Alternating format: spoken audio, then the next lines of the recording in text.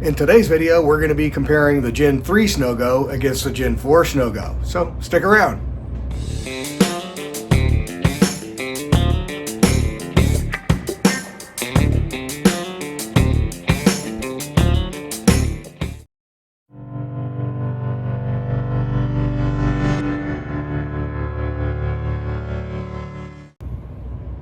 Welcome to Rough Riders. I'm Jay Taylor. If this is your first time here, thanks for stopping by, and if you're a returning subscriber, welcome back. In this video, we're taking a closer look at the Gen 3 versus the Gen 4 Sno-Gos. So if you're a Gen 3 owner, or you're just want to see what's new with the Gen 4s, then this video is for you. And let's jump right into it. So we're gonna work our way from basically the top, from the handlebars down to the rear skis, and look at everything and show you what's new or what's changed. What I've got here then is on the right hand side is the Gen 3 bike. It's disassembled, so you can kind of see everything as it appears on the Gen 3, and then on the left hand side is the Gen 4. So the bars are basically the same between the Gen 3 and the Gen 4. The stem is the same as well. That hasn't changed. The grips have changed. So with the Gen 4 Shift, they went with grips like this. Notice no palm rest. They still have the clamp style that hold everything onto the bars. Whereas with the Gen 3 grips, they got the palm rest there, and it's also a softer rubber as far as the material goes. Going to the axle pins, the Gen 4 axle pin, or Gen 3 axle pin, is different from the Gen 4. The Gen 4 is a little bit lighter weight. It's definitely noticeable. The diameter is the same. It looks like this is pretty much a solid stainless steel, and this is probably a softer, more mild steel. It could be aluminum, let's see. But it's definitely a lighter weight material. I don't think that's going to be anything that impacts the overall performance, because there's not a lot of weight or stress on this pin. But that is a difference between the Gen 4 and the Gen 3, so I wanted to bring it up. The frames then, are, I checked all the dimensions and the angles and all of that kind of stuff. The frame has not changed at all in terms of the architecture and the geometry of the frame. So that is all the same. What you will see then is some of the differences between the two are the tail stinger that goes into the rear skis. They changed the design just a little bit. I don't think it's anything significant as far as that goes. There's still a bearing in there and all of that kind of stuff. It still pivots. The Gen 3, the plastic frame protector, that only comes up to the spine. It doesn't come up this way. Whereas on the Gen 4, it does now come all the way up to protect the spine as well. So that is new. The other thing that is probably significantly different when it comes to the frame is the Easy Load chairlift hook. So on the Gen 3, it's a pretty robust, pretty beefy metal. That adds a lot of weight. It's got a rubber coating on it so that it's doesn't slip or anything like that. But it's pretty heavy duty. With the Gen 4, they went with more of a plastic polymer design. It's reinforced, kind of a waffle that probably sheds at least half a pound or so of weight off the bike. Some thoughts on this is this could be good or bad in my opinion, because being plastic, if you get into a situation where you're loading wrong and stuff, this is going to break before any damage to the frame happens. So it's going to be a little bit more forgiving, and it'll be easier to just replace that part. but then because it's not metal and all of that kind of stuff, it's certainly going to be less durable. So that's where I think this is going to be more robust. And to me, where that potentially comes into play is if you're hanging this on a bike rack, to haul it out to the mountains. This is going to be certainly more robust design and probably handle the conditions better. So it's I don't know, your opinion as to which one you think is going to be a little bit better. They do sell both this spine protector, this plastic frame protector, and the load bar from the new one, so that you can retrofit that onto your Gen 3 if that's what you want to do. So they do have that as an option. Another minor little detail is the clips. They now have these things threaded in there, so you can remove them, whereas before they're just riveted in place.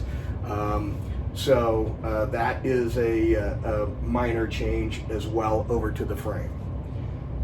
So where some of the more significant differences come into play then is, first off, the skis are quite a bit lighter with the Gen 4s. So I'm guessing these are probably some sort of wood core design on the ski, kind of like a traditional ski manufacturing. And this has probably got a little bit more of a composite core, which makes it substantially lighter. And I'm sure that's true with all 3 skis on the bike. So that is a difference. The load plate itself on the skis is pretty much the same. I think they reduced the material a little bit, probably shaved an ounce or 2 off there, but nothing significant as far as that ski mount goes. Then let me go grab the forks here and show you the forks, because the forks are a pretty big change.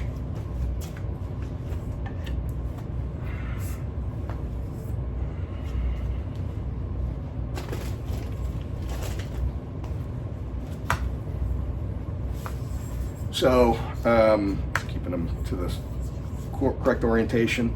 The Gen 3 has RockShox Judy forks. These are air forks, so you've got a valve over here on the left fork that you can add or remove air. There's also a dampening dial right here that allows you to tune the rebound. So that is the design of the RockShox. With the Shift, what they've gone to is with a fork from a company called FXT. That is not Fox. This is a separate company, and it is an oil bath shock. So the shock is filled with complete oil, as opposed to and using that for the dampening and all of that kind of stuff. And there's a spring inside and stuff as well, but as opposed to using air to manage the pressure. So that's a pretty different design in terms of that front fork. The stanchions are also bigger and beefier than they are on the RockShox Judies. So whether that's important to you or not, that's I guess is something you would have to decide. But that is a big difference. Now this could be a non-issue, or it could be something important, but oil, the viscosity of the oil as the temperatures drop gets thicker and stuff, so that may overall impact the overall performance of the fork in colder weather. But that's something that remains to be seen. I haven't tried it, so I don't know. But that is one of the big differences on the Gen 3 to the Gen 4. The other big difference then is the mount for the front ski. You can see that with Gen 4 they've gone with this rubber waffle polymer design shock that can stretch. That can actually stretch both ways, so you can actually pull it longer as well as compress it. And so that is part of the design differences. The other thing that they've done then with the Gen 4 is these pillars. They've reduced material, so they've shaved some weight off of there. Again, I don't think it's going to be anything that overall impacts the robustness or sturdiness of the design, but it is one of the differences as compared to the Gen 3, where they've got this coilover shock design for the front ski mount. The pillars themselves are thicker, so they probably a little bit more robust. This is a pretty heavy duty spring here on that. And then like I said, it's a shock design. And so just like this oil bath shock, this, could be, I mean, there's not a ton of volume of oil in there, but that is something that could in fact impact overall performance. But because you have this pretty heavy duty beefy spring, it's not going to change the overall reliability, keeping that ski tip up and keeping that front edge in. And also this also has a dial on it, so you can actually preload that spring if you so choose. But it does not obviously stretch. This is as far as it's going to go. You can't tweak that ski forward. So that is one of the big design differences between the Gen 3, Gen 4. And then, the last thing then we'll look at is the rear ski setup. The control arms, and I'll get you a close-up of this as well since the camera's a little bit far away. But the control arms, what they've done then is they've hollowed them out, so they've reduced a lot of weight on the control arms there, pulling a lot of the weight off the overall architecture or assembly of the back skis, as opposed to the solid bars on the Gen 3. That's probably one of the most visibly different designs stuff. The footwells as well the stomp pads have been redesigned. I don't think that's going to be a big impact either way, because on the Gen 3s, they pack up with snow. Even with the golf cleat design, these are going to pack up with snow, so you're going to want to carry a brush or something to clean those things off in between runs, regardless of which setup you got. I don't see that as an improved design at all. The bindings are roughly the same. They've added some ridges on the top of the bindings, for I don't know if that's aesthetic design or if that's going to give you any sort of additional strength. That probably gives you just a little bit more strength in case you stand on these accidentally getting off the lift. But the most probably substantial design piece that changed on the rear is the tower piece, where with the Gen 3, let me move this out of the way. With the Gen 3, and I'll give you a close-up of this as well, there's a single pin here that acts as your bump stop. And so, as you're going over moguls and stuff like that, this is going to move up and down and give you that articulation. And then it'll hit a stop point both up and down. That range of motion is probably a little bit more in the Gen 3 than it is the Gen 4, but it's a single pin with some rubber stuff, a rubber coating on that inside pin. That's version 1 of the Gen 3s. They did go to a fully rubberized piece here as an upgrade on a later versions of the Gen 3, but that was the overall architecture of the design. With the Gen 4, they've modified that as well. They've gone to a complete block, a plate here, and that whole plate has a rubber dampener on it. So they have redesigned this entire tower piece, on the Gen 4, and that's probably the most significant upgrade between the Gen 3 and the Gen 4. So that's pretty much most of the stuff that's different between the Gen 3 and the Gen 4. There's probably some minor subtle differences that I might have missed, I've been told they upgraded the bolts on the control arms with the Gen 4s. When I kind of look at everything, they don't seem all that different. The nut size is different. They went from a 15 millimeter here to a 17 millimeter, but the bolt diameter has remained the same. The geometry on the control arms has remained the same. So you could actually take this tower and install it on a Gen 3 if you wanted to. I don't believe Sno-Go will support that, because they're going to say they have redesigned the tower stuff.